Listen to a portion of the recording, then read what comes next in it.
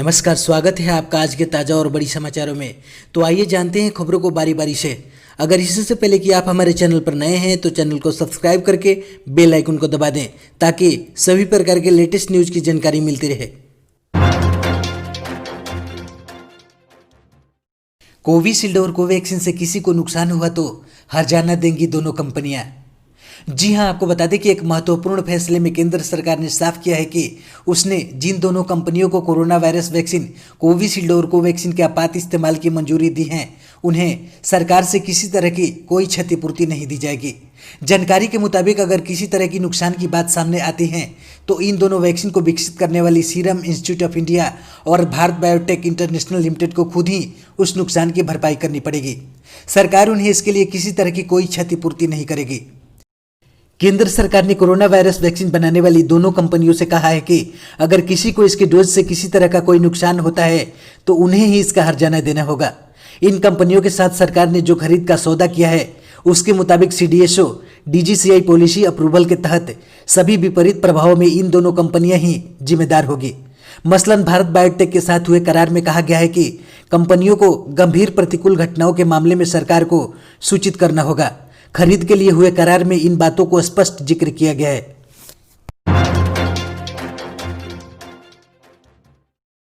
अमिताभ बच्चन नहीं, अब corona colour twin में सुनाई देगी जसलीन भल्ला की आवाज। जी हां, आपको बता दें कि 2 गज दूरी, मास्क है जरूरी। अब कलर टून पर आपको अमिताभ बच्चन की आवाज में यह मैसेज सुनाई नहीं देगा। कोरोना से बचाव वाली कलर टून में अब बदलाव होने वाला है। आज यानी शुक्रवार 15 जनवरी से अमिताभ बच्चन की जगह महिला आर्टिस्ट की आवाज में कलर टून लोगों को सुनाई देगी।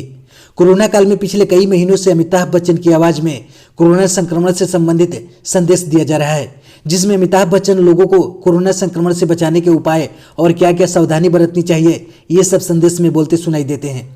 अमिताभ बच्चन की आवाज की कॉलर टून को अब बदलने का फैसला किया गया है। अब जब आप किसी को फोन लगाएंगे तो आपको कॉलर टून में जसलीन भल्ला की आवाज सुनाई देगी। ऐसा कहा जा रहा है कि सरकार अब कोरोना वैक्सीन के प्रति जागरूकता फैलाना चाहती है, इसलिए आवाज को बदला गया है। नई कॉलर टून में अब लोगों को टीके को लेकर जागरूक किया जाएगा और संदेश दिया जाएगा कि वे किसी तरह की अफवाह में न आए।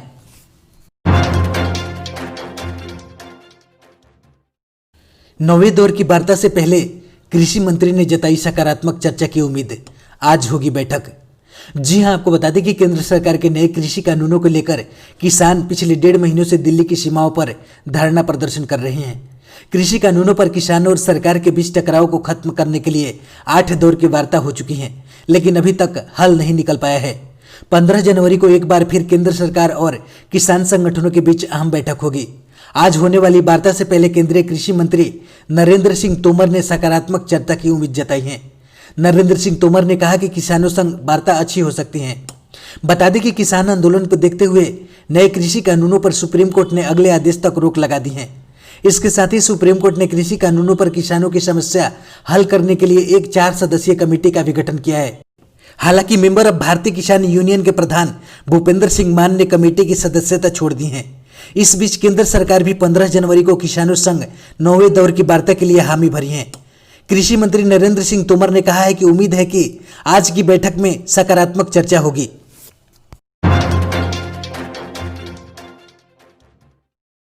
बिहार में 1ली से 8वीं कक्षा तक के स्कूल 18 जनवरी से नहीं खुलेंगे। जी हां, आपको बता दें कि बिहार में 10वीं और 12वीं के छात्रों के लिए स्कूल खुलने के बाद यह उम्मीद जताई जा रही थी कि जल्द ही कक्षा 1 से 8वीं तक के स्कूल भी खुलेंगे, लेकिन सरकार ने मना कर दिया। प्रदेश के मुख्य सचिव दीपक कुमार ने बताया कि 25 जनवरी या फिर उससे पहले आपदा प्रबंधन समूह के साथ बैठक होगी, जिसमें जूनियर कक्षाओं के स्कूल खोलने के बारे में चर्चा की जाएगी। इसके बाद ही कोई फैसला लिया जाएगा। वैसे भी 16 जनवरी से वैक्सीनेशन का काम शुरू होने वाला है, जिसमें पूरा सरकारी विभाग जुटा होगा। इसलिए यह तय हुआ है कि 23 जनवरी से 25 जनवरी के बीच आपदा प्रबंधन समूह की बैठक में सभी पहलुओं पर विचार विमर्श करने के बाद ही कक्षा 1 से 8वीं तक के स्कूल खोलने पर आखिरी फैसला लिया जाएगा। बता दें कि पिछले साल सरकार ने कोरोना के चलते 213 दिनों तक स्कूल बंद कर दिया था।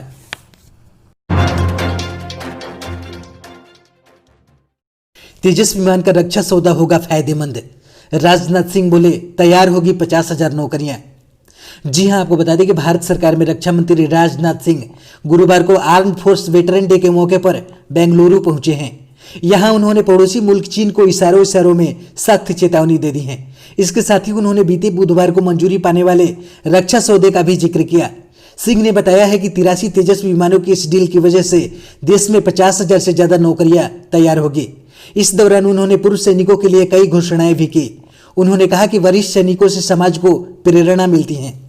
गुरुवार को बेंगलुरु स्थित भारतीय वायुसेना के HQ ट्रेनिंग कमांड में रक्षा मंत्री राजनाथ सिंह ने कार्यक्रम को संबोधित किया।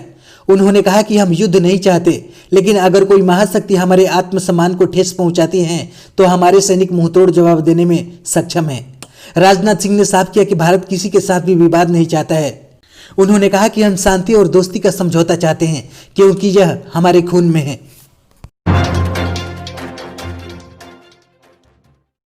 अगर आपने गाड़ी में नहीं लगाई है हाई सिक्योरिटी नंबर प्लेट तो देना होगा भारी जुर्माना। जी हां, आपको बता दें कि अगर आपके वाहन में high security registration number plate यानी HSRP नहीं लगी है तो आपको भारी भरकम जुर्माना देना पड़ सकता है। असल में गुरुवार से दिल्ली परिवहन विभाग की ओर से 3 दिन के विशेष अभियान की शुरुआत की गई है। इसके तहत राजधानी दिल्ली के अलग अलग हिस्सों में 50 टीमें तैनात की गई हैं। ये नियमों की अनदेखी करने और आदेश का उल्लंघन करने वालों पर 5,500 रुपए का भारी भरकम जुर्माना वसूलेगी। दिल्ली परिवहन विभाग ने बीते दिसंबर में HSRP और कलर कोडेड स्टिकर के बगैर सड़कों पर दौड़ने वाले वाहनों पर कार्रवाई की थी, लेकिन यह कुछ चुनिंदा इलाकों में ही थी। 10 दिन में 1500 वाहनों पर कार्रवाई हुई।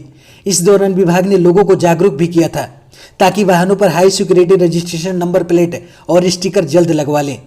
इसके लिए अब 5.5 लाख तक आवेदन भेजे जा चुके हैं। पूरी दिल्ली में 30 लाख से अधिक वाहनों पर HSRP प्लेट और कलर कोडेड स्टिकर लगाए जाने हैं। दोपहिया वाहनों पर स्टिकर लगाने की जरूरत नहीं होगी। अभी और पड़ेगी हाड़ कपाने वाली ठंड। IMD ने जारी किया ऑरेंज अलर्ट। जी हां, आपको बता दें कि भारतीय मौसम विभाग ने उत्तरी मैदानी क्षेत्रों में अगले 4 दिनों के लिए शीतलहर के साथ ऑरेंज अलर्ट जारी किया है। राष्ट्रीय राजधानी दिल्ली में न्यूनतम तापमान गिरकर 2 डिग्री सेल्सियस हो जाने के कारण लोगों का जनजीवन प्रभावित हुआ है।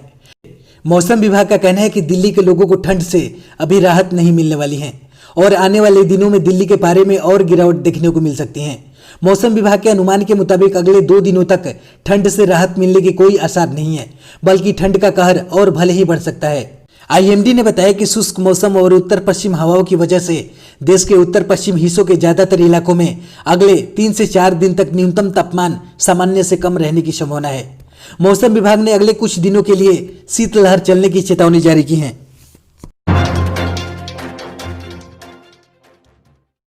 सोने में लगातार दूसरे दिन गिरावट जारी, चांदी भी लुढ़की। जी हां, आपको बता दें कि सोने की कीमत में आज लगातार दूसरे दिन गिरावट देखने को मिली है। इसके साथ ही चांदी भी सुस्त पड़ी है। आज के कारोबारी में सोना गिरावट के साथ 48,500 के स्तर पर आ गया है। वहीं चांदी भी गिरावट के साथ 64,500 के स्तर के करीब आ गई है। सोने और चांदी की कीमतों में आज की गिरावट विदेशी बाजारों से मिले संकेतों से दर्ज हुई है, जहां सोना और चांदी दोनों लुढ़का है। विदेशी बाजारों से मिले संकेतों की वजह से बृहस्पतिवार को दिल्ली सराफा बाजार में सोना 369 रुपये गिरकर 48,388 रुपये प्रति 10 ग्राम पर हो गया। HDFC सिक्योरिटीज ने आज के भाव की जानकारी दी है। इससे पहले बुधवार को सोना 48,757 रुपये प्रति 10 ग्राम पर बंद हुआ था। वहीं चांदी भी 390 रुपये गिरकर 64,534 रुपये प्रति किलोग्राम पर आ गई। यह बुधवार को 64,924 रुपये प्रति किलोग्राम पर बंद हुई थी।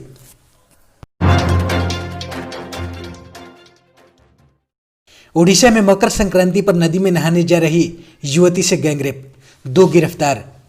जी हां, आपको बता दें कि ओडिशा के बारीपाड़ा शहर से गुरुवार को एक युवती के साथ गैंगरेप की खबरें सामने आई हैं। रिपोर्ट्स के मुताबिक बारीपाड़ा में गुरुवार को मकर संक्रांति के मौके पर नदी में नहाने जा रही 19 वर्षीय एक युवती के साथ कथित तौर पर सामूहिक दुष्कर्म किया गया। पीड़िता द्वारा इस संबंध में प्राथमिकी दर्ज कराने के बाद बारीपाड़ा शहर से पुलिस ने एक नाबालिग सहित 2 लोगों को गिरफ्तार किया है। पुलिस द्वारा दी गई जानकारी के मुताबिक घटना गुरुवार तड़के मयूरभंज जिले के बारीपाड़ा टाउन पुलिस थाना क्षेत्र के एक गांव में हुई। बारीपाड़ा के प्रभारी इंस्पेक्टर वीरेंद्र सेनापति ने घटना के बारे में जानकारी देते हुए कहा कि पीड़ित युवती मकर संक्रांति के मौके पर नदी में डुबकी लगाने जा रही थी। उसी दौरान मोहल्ले के 2 युवकों ने उसे जबरन उठा लिया। पीड़िता द्वारा दर्ज कराई गई शिकायत के मुताबिक उसे उठाने के बाद दोनों ने उसे नदी के किनारे एक सुनसान जगह पर ले गए और उसके साथ गैंगरेप किया। भारत में पिछले 24 घंटे में दर्ज हुए 16,946 नए कोविड-19 केस। जी हां, आपको बता दें कि भारत में एक दिन में कोविड-19 के 16,946 नए मामले सामने आने के बाद देश में संक्रमण के मामले बढ़कर 1,05,12,093 हो गए हैं। इनमें से 1,01,46,763 लोगों के संक्रमण मुक्त होने के बाद देश में मरीजों की ठीक होने की दर बढ़कर 96.52% हो गई है। केंद्रीय स्वास्थ्य मंत्रालय की ओर से जारी आंकड़ों के अनुसार 198 और लोगों की मौत के बाद मृतकों की संख्या बढ़कर 1,51,727 हो गई है। वहीं कोविड-19 से मृत्यु दर 1.44% है। देश में कोविड-19 के एक्टिव मरीजों की संख्या 2.5 लाख से कम हो गई है। स्वास्थ्य मंत्रालय के अनुसार अभी 2,13,603 लोगों का कोरोना वायरस संक्रमण का इलाज चल रहा है, जो कुल मामलों का 2.03% है।